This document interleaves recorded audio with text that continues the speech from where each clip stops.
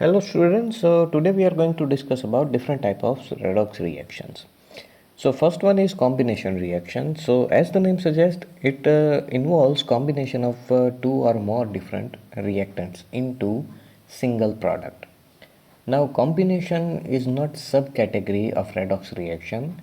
You may get other type of examples in combination reaction which are not redox reactions. So this is a common reaction which has some redox reaction. Okay, so combination reaction is actually not subtype of redox reaction.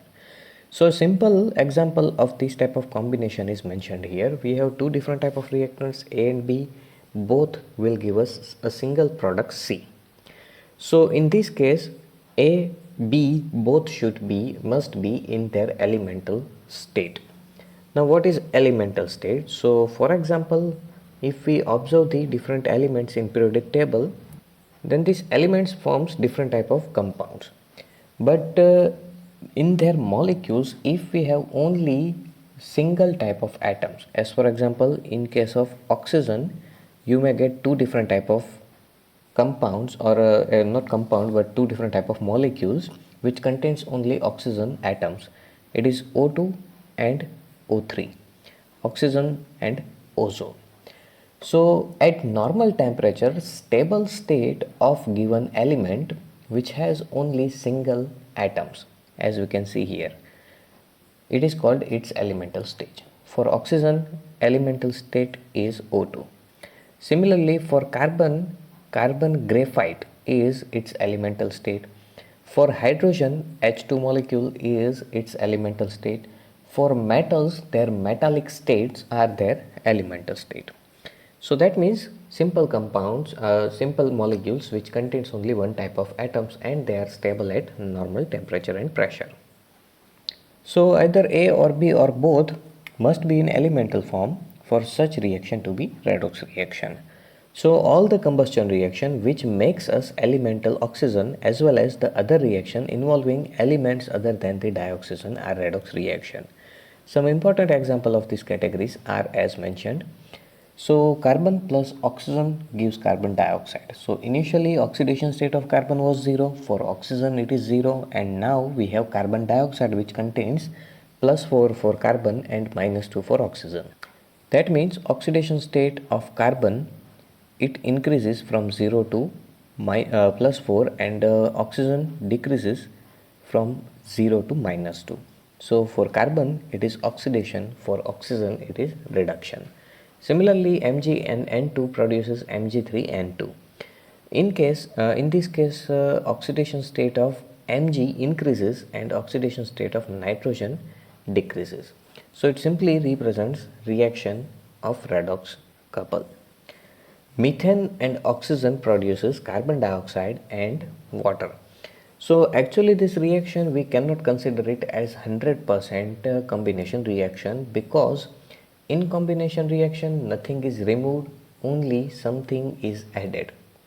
That means simple reaction can be considered as when ethene molecule reacts with hydrogen, it produces ethane.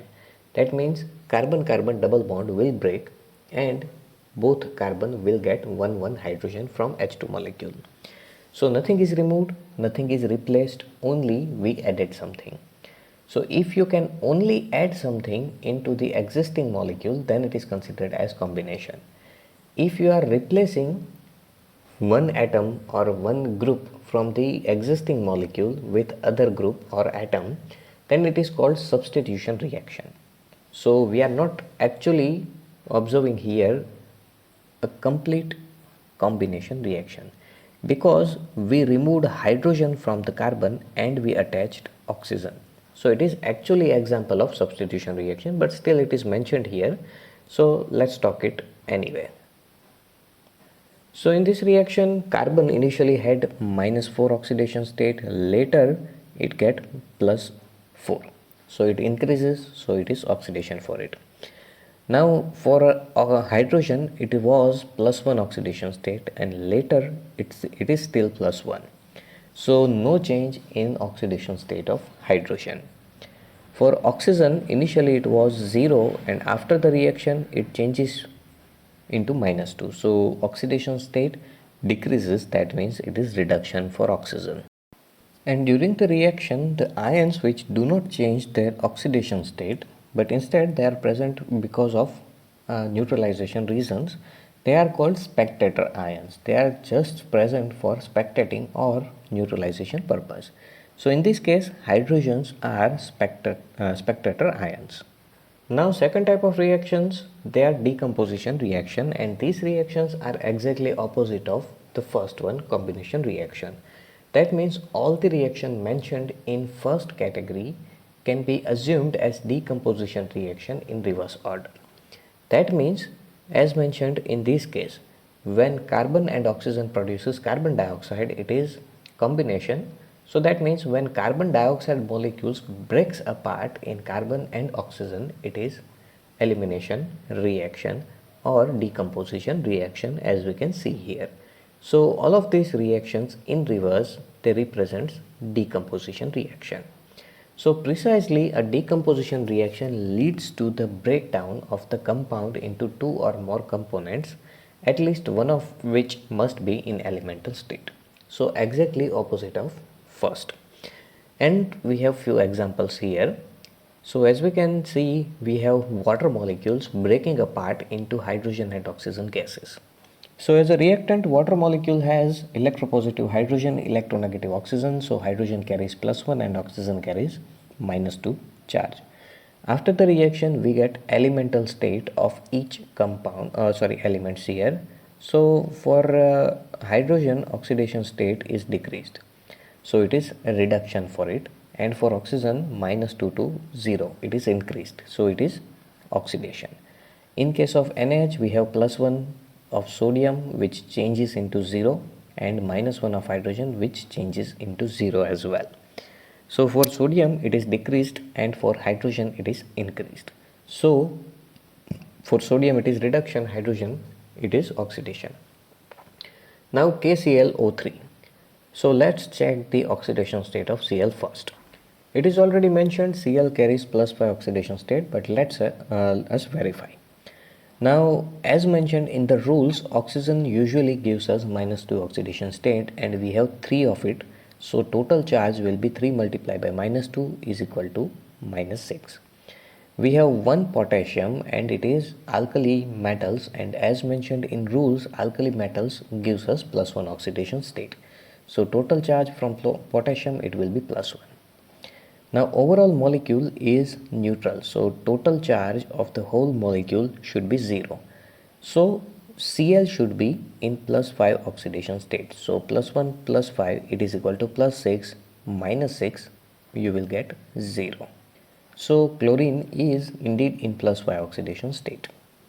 So in this reaction, for potassium, initially it was +1. After the reaction, it is still in +1. So no change in oxidation state of potassium. So it is spectator ion. For chlorine, initially it was +5. After the reaction, it changes into -1. So total change in oxidation state, 6 points. It drops 6 points. So that means chlorine gains 6 electrons from somewhere. Oxygen, initially it was in -2 oxidation state. After the reaction, it changes into 0. So it represents oxidation state is increased, and it is because of loss of the electrons. So oxygen loses electrons. For one oxygen, change is equal to 2 electrons, and as you can see in this reaction, we have 3 of it. So total change, it is equal to 6 electrons. So oxygen loses 6 electrons, chlorine gains 6 electrons, and it is example of redox reaction. And here same thing is mentioned, we already discussed about it.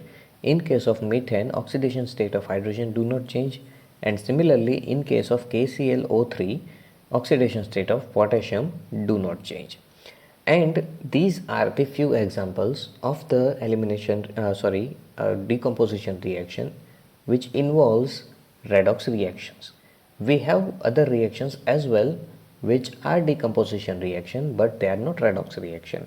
In redox reaction, oxidation state must be changed during the reaction. If oxidation state of all the elements present in the reactants remains the same after the reaction, then it is not a redox reaction.